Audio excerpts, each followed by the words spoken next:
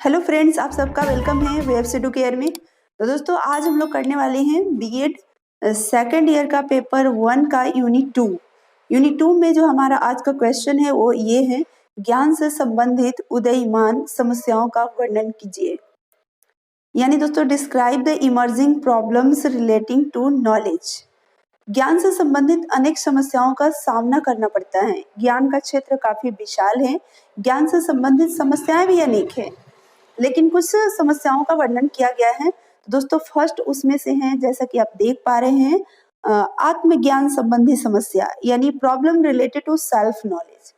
यहाँ सबसे पहली समस्या तो ये है कि आत्मज्ञान से तात्पर्य क्या है। सबसे पहले ये समझना है कि आत्मज्ञान क्या है। इसके दो अर्थ हो सकते हैं। फर्स्ट, अपने आप से संबंधित ज्ञान, आत्मज्ञान मतलब अपने आप से रिलेटेड ज्ञान। और दूसरा ये भी हो सकता है आत्मा का ज्ञान, और ये भी है कि हम आत्मा ही हैं, तो आत्मा का ज्ञान या अपने आप का ज्ञान, दोनों अर्थ हो सकते हैं। यदि पहले अर्थ को लिया जाए तो फिर समस्या यह होगी कि अपने आप से क्या तात्पर्य है।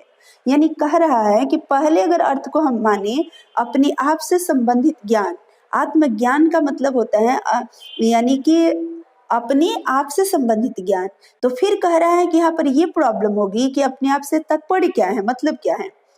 तो साधारणतः तो अपने आप से तात्पर्य है अपने शरीर तथा मन, दोनों से होगा।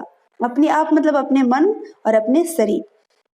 और यदि भारतीय विचारधारा के अनुरूप सोचे तो इन दोनों के अलावा इसका मतलब होगा आत्मा, यानी अपने आप का मतलब आत्मा। तो इस अर्थ में आत्मज्ञान की समस्या यह होगी कि हम हमारे शरीर, मन तथा आत्मा के विषय में कैसे जानते हैं। तो दोस्तों, यहाँ पर आप देख सकते हैं कि ये कह रहा है कि अब इसमें क्या प्रॉब्लम होगा कि यानी कि हम ये समझ सकते हैं कि आत्मज्ञान की समस्या यह होगी कि हम हमारे शरीर, मन तथा आत्मा के विषय में कैसे जानते हैं। यानी कहने का मतलब हम अपने शरीर के बारे में क्या जानते हैं, अपने मन के बारे में क्या जानते हैं, अपने आत्मा के बारे में क्या जानते हैं। शरीर को जानने में तो शायद कोई समस्या नहीं होगी, मीन्स कि हम शरीर को तो मतलब जान सकते हैं, कोई इतनी प्रॉब्लम नहीं होगी। लेकिन कि हम आत्मा के अगर बारे में जाने तो थोड़ी प्रॉब्लम हो सकती है। शरीर के बारे में जानने में शायद कोई समस्या क्यों नहीं होगी। तो ये एक स्थूल भौतिक द्रव्य है, यानी स्थूल चीज है, और स्थूल चीज को जानने में उतनी प्रॉब्लम नहीं होती है। जैसे कि एक आपके सामने कोई चीज दिख रहा है और उसके बारे में आपको समझाया जा रहा है, बताया जा रहा है, और एक वो चीज जो आपको दिखाई नहीं दे रहा है लेकिन उसके बारे में आपको बताया जा रहा है, वो आपको फील करना है, विजुलाइज करना है, तो उसमें थोड़ी प्रॉब्लम होगी। जैसे छोटे बच्चे को स्थूल चीजें देखकर ज्यादा चीजें क्लियर की जाती है, लेकिन जब बड़े होते हैं तब वो काल्पनिक चीजों को समझ पाते हैं। इसलिए जैसे अन्य भौतिक द्रव्यों का ज्ञान हमें होता है, वैसे ही शरीर का भी ज्ञान हमें प्राप्त होगा। पर शरीर का अन्य भौतिक द्रव्यों से एक अंतर है, और वह ये है कि बाह्य पक्ष के अलावा इसका एक आंतरिक पक्ष भी है। यानी ये कह रहा है कि कोई भी अगर हम फिजिकल द्रव्य मैटर के बारे में बात करें तो उनमें और हमारे शरीर में भी एक अंतर है। उनमें क्या है कि फिजिकली बाहर से जो चीजें दिख रहा है तो हम तो पढ़ लिए, लेकिन जो हमारा शरीर है इसमें भी दो चीजें हैं, एक बाहरी जो दिख रहा है और एक आंतरिक पक्ष भी है, जिसके अंदर बहुत सारी क्रियाएं हमारे शरीर के अंदर होती है। उन्हें हम कैसे जान सकते हैं। यहाँ यह कहा जा सकता है कि आंतरिक शारीरिक क्रियाओं को ज्ञान के लिए अनेकों मंत्र विकसित किए गए हैं। यानी कि आंतरिक जो शारीरिक क्रियाएं हैं इसके ज्ञान करने के लिए बहुत सारे मंत्र को भी विकसित किया गया है। यानी उन मंत्रों के द्वारा हम जांच कर या नाप कर हम आंतरिक क्रियाओं के बारे में ज्ञान प्राप्त कर सकते हैं। यानी अब ये कह रहा है कि एक तो बाहरी पक्ष हमारा शरीर का है, एक आंतरिक पक्ष है। तो आंतरिक पक्ष के लिए बहुत सारे मंत्र विकसित किए गए हैं, जिनके द्वारा हम जांच कर या माप करके आंतरिक शारीरिक क्रियाओं के बारे में भी हम ज्ञान प्राप्त कर सकते हैं। वास्तविक समस्या मन के ज्ञान के संबंध में उठती है, यानी कि रियल में अगर प्रॉब्लम उठती है तो वो होती है यानी मन के संबंध में अगर ज्ञान की बात होती है तो उसमें प्रॉब्लम होती है। और यदि इससे अलग किसी आत्मा को स्वीकार किया जाए तो उसके, यानी कि आत्मा के बारे में भी अगर कोई कहता है या मन कहता है, जो भी कहते हैं, तो उसके बारे में ज्ञान प्राप्त करने का समस्या मेन उठता है कि हम अपने मन का ज्ञान कैसे प्राप्त करें, हम आत्मा का ज्ञान कैसे प्राप्त करें। इस प्रश्न का कोई सीधा उत्तर देने से पहले हमारे सामने यह समस्या आती है कि मन आखिर क्या है? मतलब एक तो उत्तर देना ही है कि मन का ज्ञान क्या है, लेकिन सबसे पहले वो पता होना चाहिए कि मन क्या है। कुछ लोग मन को एक द्रव्य मानते हैं, द्रव्य या आधार के रूप में लेते हैं, जिस पर विचार, भावना आदि से संबंधित अनेक क्रियाएं आधारित होती है। यानी बहुत सारे लोगों का ये मानना है कि मतलब मन एक ऐसा है जिसके पर विचार आधारित है, जिस पर भावनाएं ये रिलेटेड है, ये भावनाएं और विचार से संबंधित जो भी क्रियाएं होती है वो मन पर आधारित होती है। इन क्रियाओं को मानसिक क्रियाओं की संज्ञा दी जाती है। यानी जो हमारी विचार, जो हमारी भावनाएं हैं, उसको मानसिक क्रियाओं कहा जाता है। इस अर्थ में भी मन को एक सूक्ष्म और अमूर्त द्रव्य के रूप में लिया जाता है, सूक्ष्म और अमूर्त द्रव्य के रूप में लिया जाता है, जिसके किसी रूप या आकार का कभी कोई ज्ञान हमें नहीं होता है। और ऐसे किसी मन का भाव हमें तरह तरह की मानसिक क्रियाओं के आधार पर ही होता है। यानी ये कह रहा है कि हमारे मन का भाव हमारी मानसिक क्रियाओं के आधार पर होता है, मन के आकार के बारे में भी हमारा ज्ञान नहीं होता है। इसलिए कुछ लोग मानसिक क्रियाओं यानी अनुभूतियों, भावनाओं, वैचारिक क्रियाओं आदि के लिए मन नामक किसी द्रव्य की सत्ता स्वीकार ही नहीं करते। तो इस रूप में भी हमारे सामने यह प्रश्न होता है कि हम अपनी मानसिक क्रियाओं जैसे सुख दुख आदि की अनुभूति, तरह तरह के संवेगों, क्रोध, प्रेम आदि की अनुभूति आदि का ज्ञान कैसे प्राप्त करें? उत्तर में कहा जाता है कि हमें अपनी इन मानसिक क्रियाओं का ज्ञान अंतर निरीक्षण के द्वारा होना चाहिए। यानी आंतरिक निरीक्षण के संबंध में इससे अधिक और कुछ नहीं कहा जा सकता है। यानी अगर सुख दुख क्रोध प्रेम के बारे में अगर अनुभूति का ज्ञान हमें प्राप्त करना हो तो ये कहा जाता है कि आंतरिक निरीक्षण कहा जा सकता है। इसके अलावा और क्या कहा जा सकता है? यह एक प्रकार की साक्षात आंतरिक अनुभूति है। यानी कि ये कहा जा रहा है कि ये आंतरिक अनुभूति है जो हम ही अनुभव कर सकते हैं।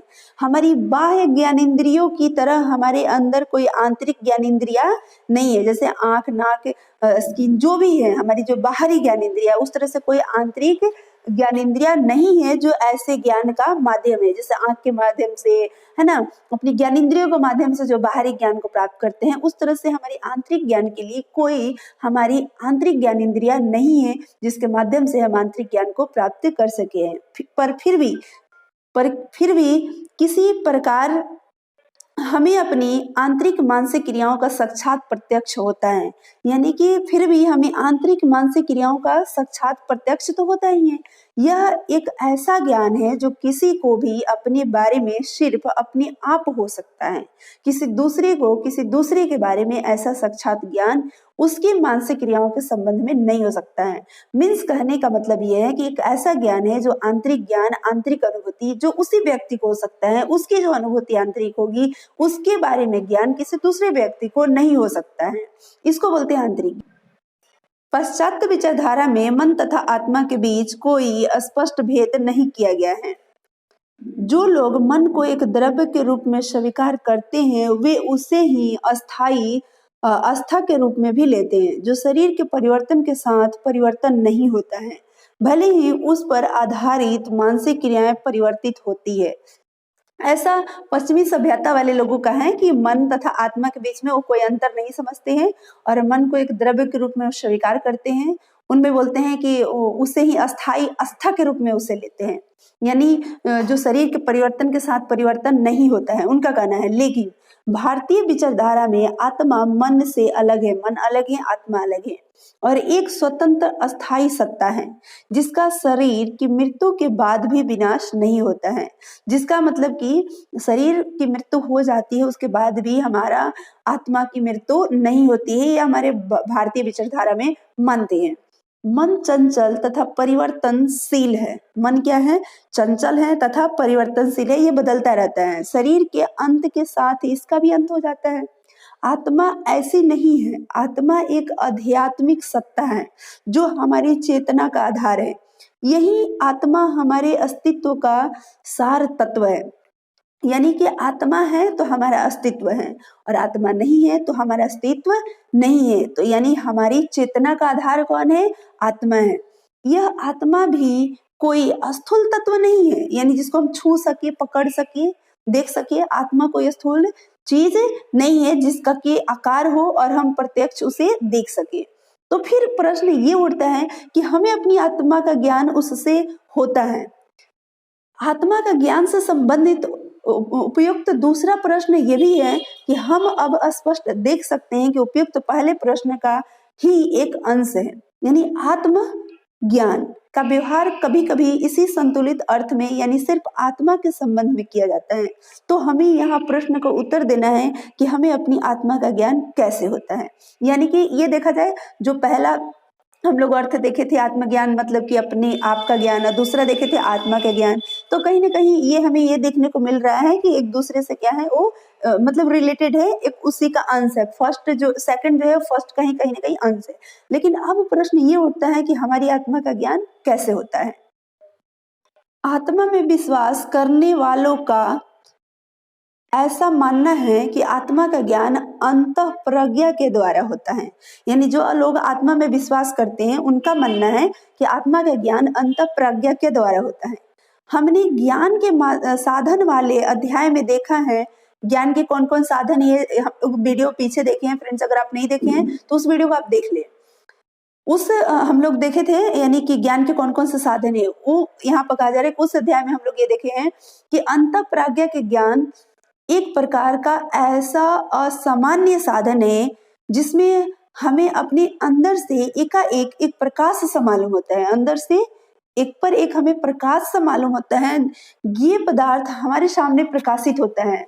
तो ये अंतःप्रज्ञा के द्वारा कभी कभी एक आकस्मिक आंतरिक प्रकाश के रूप में साधारण सांसारिक चीजों का भी ज्ञान होता है, पर अंतःप्रज्ञा का एक रूप भी है जिसके द्वारा आत्मा जैसी उच्च आध्यात्मिक वास्तविकताओं का ज्ञान इसके द्वारा होता है। ऐसे अंतःप्रज्ञात्मक ज्ञान की क्षमता सभी के अंदर होती है, पर सामान्यतः सभी इसका उपयोग नहीं करते। मीन्स अंतःप्रज्ञा यानी जो यहाँ पर ये बता रहे हैं फ्रेंड्स कि अंदर से एकाएक एक प्रकाश सा मालूम होता है, यानी जब अंदर से एकाएक प्रकाश सा मालूम होगा तो वही आत्मा का स्वरूप है, यानी कि वही आत्मा का दर्शन है। जैसे कि महात्मा बुद्ध को भी हुआ था आत्मा का दर्शन।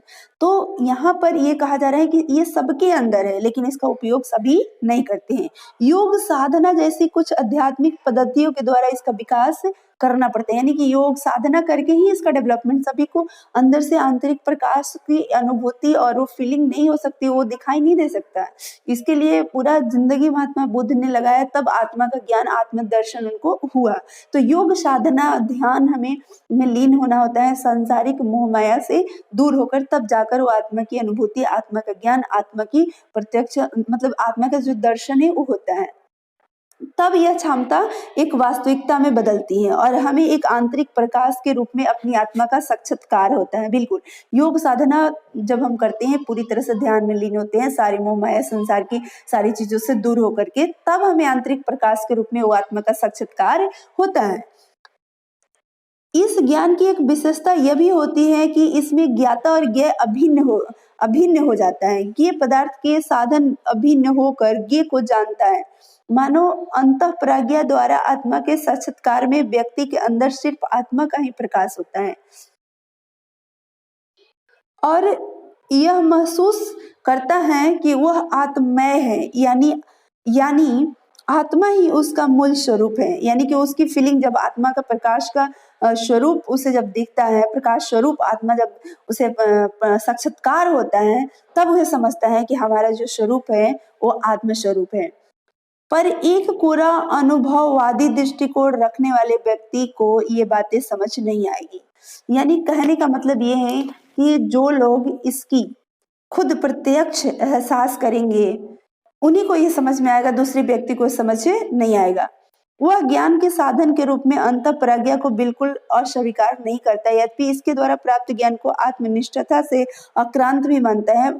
पर अंतःप्रज्ञा जिस रूप से की गई चर्चा हमने ऊपर आत्मा के ज्ञान के संबंध में की है, वह तो उसे ही स्वीकार होगा। वास्तव में कोरा अनुभवी कहने का मतलब दोस्तों ये है कि जो लोग इसकी खुद फीलिंग करेंगे, खुद अनुभव करेंगे, उन्हीं को ये ज्ञान मतलब कि पता चलेगा, बाकी दूसरे व्यक्ति को नहीं। और उनके मन में तो प्रश्न उठेगा ही फिर से कि आत्मा का ज्ञान कैसा होता है, नहीं होता है। लेकिन जो लोग साक्षात्कार करते हैं, जिनको अनुभूति होती है, तो वही समझ पाएंगे, दूसरा के मन में तो फिर वही प्रश्न उठते ही रहे। अब दोस्तों आगे देखते हैं दूसरों के मन की ज्ञान संबंधी समस्याएं। अब दूसरों के मन में ज्ञान से संबंधित कौन कौन सी समस्याएं उठती है इसके बारे में देखते हैं।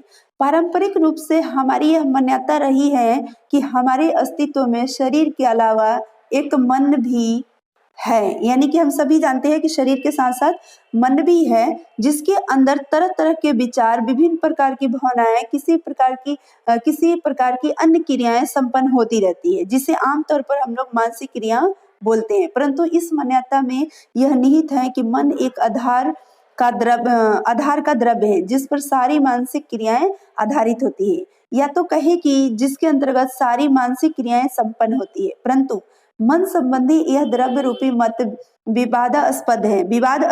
कहने का मतलब कुछ लोग ऐसे तो मानते हैं कि जिसके ऊपर हमारी सारी मानसिक क्रियाएं संपन्न होती है उसको मन बोलते हैं, लेकिन इसमें विवाद भी है।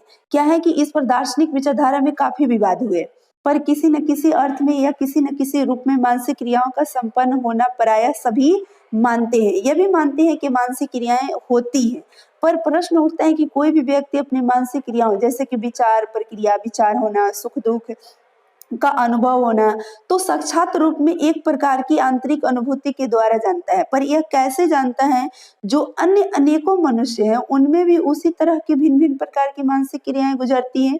दूसरों के अंदर प्रवेश कर उनकी मानसिक क्रियाओं की साक्षात अनुभूति करना तो किसी के लिए संभव नहीं है। अब उसको कैसा मतलब दुख का फीलिंग होता है, सुख का होता है, उसके अंदर कैसे विचार प्रक्रियाएं चलती हैं, ये दूसरा व्यक्ति उसके मन के अंदर कैसे घुस करके साक्षात्कार कर सकता है? ये तो संभव नहीं है। तो फिर हम यह कैसे जान सकते हैं दूसरे के मन की समस्याएं क्या है? ये कैसे जान सकते हैं? तो दोस्तों, जब ये संभव नहीं है कि हम किसी के अंदर घुस करके उसके अंदर कौन सी क्रियाएं गुजर रही है ये जान नहीं सकते हैं, तो फिर ये कैसे संभव है उसके मन में कौन सी समस्याएं ज्ञान संबंधी चल रही है जानना? जैसे उदाहरण के लिए, यदि मैं दुख में हूँ या मुझे कहीं दर्द का अनुभव हो रहा है, तो इसका ज्ञान तो मुझे अपनी साक्षात अनुभूति के द्वारा हो जाता है, पर दूसरों को भी ऐसे अनुभव होते हैं या दूसरों में भी ऐसी अन्य मानसिक क्रियाएं होती है, ये हम कैसे जान सकते हैं? कि हमें अगर कांटे चुभ रहे, दर्द हो रहे हैं, तो उसको भी कांटे चुभते होंगे तो दर्द होते हैं कि नहीं होते हैं, या मेरे को जितना होते हैं उतने ही होते हैं, ये हम कैसे जान सकते हैं? दूसरों की विचार प्रक्रिया, सुख दुख, क्रोध, दर्द की अनुभूति साक्षात रूप में प्रवेश करना तथा उनका प्रत्यक्ष रूप से अनुभव करना तो किसी दूसरों के लिए तार्किक रूप से असंभव है। तो फिर दूसरे की इन मानसिक अवस्थाओं का ज्ञान किसी को होता कैसे है? दूसरों के मन के ज्ञान की समस्याओं सचमुच यही समस्या है। यानी कहने का मतलब दूसरों के मन में जो ज्ञान के मतलब समस्याओं के बारे में जो हमें जानना है, वो यही मेन समस्या है। इस समस्या का तो तत्काल समाधान हमारे मन में आता है, वो ये है कि दूसरों के मन यानी मानसिक क्रियाओं का ज्ञान हमें उनके द्वारा व्यक्तियों के व्यवहारों के आधार पर होता है, उनका बिहेवियर से हमें पता चलता है। फिर सवाल ये उठता है कि बाह्य व्यवहारों के आधार पर आंतरिक मानसिक क्रियाएं या अवस्थाओं का ज्ञान कैसे प्राप्त होगा? फिर पता चलता है कि जैसे कि उनके पैर में अगर कांटे चुभते और बोलते ओह कांटे चुभे, तो इसका मतलब उनके एक्सप्रेशन से हमें तो लगता है कि उन्हें भी दर्द हो रहा है, लेकिन फिर भी ये तो बाहरी एक्सप्रेशन है, लेकिन उनकी आंतरिक मानसिक क्रियाएं जो है उसका ज्ञान हम कैसे प्राप्त करेंगे? जैसे उनके मन में दुख का फीलिंग हो रहा है या उनके विचार प्रक्रियाएं जो उनके मन में चल रही है, इसकी हम अनुभूति कैसे करेंगे? उत्तर होगा कि एक प्रकार के अनुमान के आधार पर। ये लोग आंसर देके का अनुमान लगा सकते हैं कि उनका फेस एक्सप्रेशन देख करके उनके मन में क्या चल रहा है या क्या सोच रहे हैं, या कहीं वो खोए हैं, मतलब जो भी इस तरह से अनुमान लगाते हैं। मेरे अंदर जब कोई मानसिक क्रियाएं चलती है अथवा मैं जब किसी विशेष मानसिक अवस्था में रहता हूँ, कहने का मतलब ये है कि अगर हम क्रोध में रहते हैं या हमारे शरीर में किसी हिस्से में दर्द होता है, तो हमारा उस समय एक्सप्रेशन कैसा रहता है, हमारा व्यवहार कैसे रहता है? अगर उनका भी व्यवहार उस प्रकार से है तो इससे हम अनुमान लगा सकते हैं कि वो मेरी तरह इनको भी मतलब कि दर्द या क्रोध वाली जो स्थिति है, तो इनको भी उस प्रकार की वो स्थितियां हैं। यह निश्चित रूप से एक प्रकार के सादृश्य अनुमान का उदाहरण है। इसलिए कहा जाता है कि दूसरों के मन का ज्ञान हमें सादृश्य अनुमान के आधार पर होता है। यानी दूसरों के मन का जो ज्ञान है, हम उसके दृश्य को देखकर अनुमान लगा करके हम ज्ञान प्राप्त कर सकते हैं, और उसके मन के अंदर तो घुस करके हम प्राप्त कर नहीं सकते हैं, ये तो संभव नहीं है। तो ये दोस्तों हमारा था आज का, जो आप देख सकते हैं। और नेक्स्ट वीडियो में हम लोग मिलेंगे। ये हमारे यूनिट 2 का वीडियो था। और दोस्तों इस प्रकार से आपको बीएड सेकंड ईयर के जितने भी पेपर हैं सभी को वीडियो मिलेंगे। ये चैनल अगर अभी तक आपने सब्सक्राइब नहीं किया है तो प्लीज आप कर लीजिए, और इस तरह से बीएड सेकंड ईयर से रिलेटेड सारे आपको इस पर वीडियो मिलते रहेंगे। तो फिर मिलेंगे नेक्स्ट वीडियो में, तब तक के लिए आप सभी लोगों को thank you, all the best.